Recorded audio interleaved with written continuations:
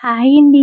అందరికీ నమస్కారం. ఈరోజు మరొక మంచి వీడియోతో మళ్ళీ మీ ముందుకొచ్చేసానండి. ఈరోజు మన వీడియో వచ్చేసి చూడండి, మరమరాల లడ్డుని ఈజీగా, టేస్టీగా ఏ విధంగా తయారు చేసుకోవాలి అనేది ఈరోజు మన వీడియోలో అయితే చూసేద్దామండి. చూసారా, చాలా ఈజీగా తయారు చేసుకోవచ్చండి. మేమైతే చిన్నప్పుడు ఇలాగా మరమరాల లడ్డుని అయితే కొని తెచ్చుకుని తినేవాళ్ళం ఈ షాప్ నుంచి. మరి మీలో ఎంతమంది చిన్నప్పుడు కొని తెచ్చుకున్నారు?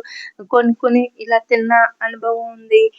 మరి కామెంట్ సెక్షన్‌లో కామెంట్ చేయండి. ఇంక ఇవి ఇలా తయారైన ఈ లడ్డూలని చల్లారిన తర్వాత ఒక డబ్బాలో వేసి పిల్లలకి, పెద్దలకి అందించండి. చాలా ఇష్టంగా తింటారు. అలాగే చిన్న పిల్లలు ఎంతో ఇష్టంగా తినే ఈ మరమరాల లడ్డుని ఈజీగా, టేస్టీగా మన ఇంట్లోనే తయారు చేసుకోవచ్చండి ఒక 10 మినిట్స్‌లో. మరి దీనికి కావాల్సినవి ఇప్పుడు చూసేద్దాం. ముందుగా ఒక వంతు బెల్లానికి 2 వంతులు మురమురాలని తీసుకోవాలండి. చూడండి, ఇక్కడ ఒకవేళ మీరు కొలుస్తాను అనుకుంటే ఏదైనా ఒక కప్పు కొలతలతో కానీ, గిన్నె కొలతతో కానీ తీసుకోండి. 2 వంతులు మురమురాలు తీసుకోండి. ఒక వంతు బెల్లం తీసుకోండి. ఇక్కడ నేను వచ్చేసి బెల్లాన్ని అర్జాగా తీసుకున్నానండి. మనము చేస్తా ఉంటే మనకి కొలవాల్సిన అవసరం కూడా ఉండదండి. అర్జాగా తీసేసుకోవచ్చు. ఇప్పుడు వీటిని తయారు చేసే విధానాన్ని చూసేద్దాం. ముందుగా ఒక కడాయిని స్టవ్ పై పెట్టుకుని స్టవ్ ఆన్ చేసుకుని ఈ మరమరాలనేసి వేపించుకుందాము. ఇవి మరమరాలు అనేది తొందరగా మాడిపోతాయి కాబట్టి మంట అనేది సిమ్‌లో పెట్టుకోవాలండి.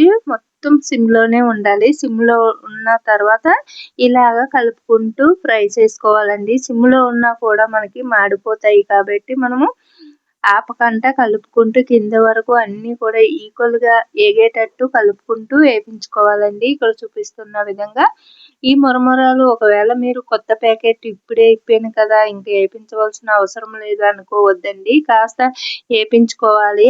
కొత్తవైనా సరే, ప్యాకెట్ ఇప్పినా సరే.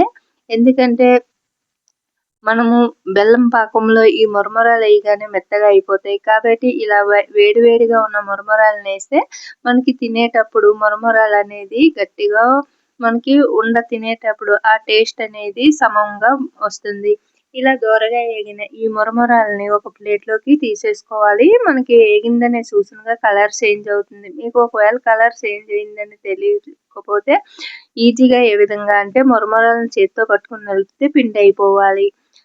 అంతవరకు వేపించుకున్న తర్వాత మనం ఒక ప్లేట్లోకి తీసుకున్న తర్వాత మనం అదే కడాయిలోకి బెల్లాన్ని చితక్కొట్టి వేసుకుని ఒక అరకప్పు వాటర్ వేసుకుని ఇలాగా ఇక్కడ చూపిస్తున్న విధంగా బెల్లం అనేది కరిగేటంత వరకు ఇలా కలుపుకోవాలి. పాకం మీకు ఎలా తెలియాలంటే ఒక ప్లేట్లోకి కొద్దిగా వాటర్ వేసి దాంట్లోకి ఇది ఇలా వేసుకుని కూడా చూసుకోవచ్చు. లేదంటే మీకు ఎప్పుడు చేసే వాళ్ళకైతే చూడండి, ఇక్కడ చూపిస్తున్నాను. ఇక్కడ బెల్లం అనేది ఇలా నురుగు వస్తుంది కదా, ఇగో వాటర్లో వేసింది ఇలాగా గట్టిగా అయ్యిందండి.